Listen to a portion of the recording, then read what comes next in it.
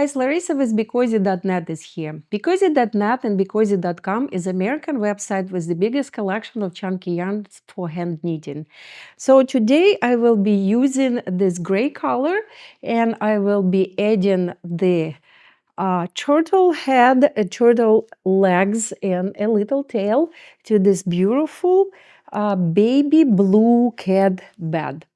So this will be a turtle cat bed and it's super cute. Here it is. And that's what we will be making today. And here is the original one that I created.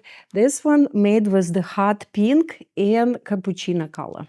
So this cute cat beds will be very favorite of your for your fur babies, and you will need literally just half of the skein for adding this head and the legs. And for the cat bed, for a small one, you need 2 skeins. For a bigger one, you will need probably 3 skeins, depending on the size. So if you have our yarn ready, you can get it at BeCozi.com. Let's get started.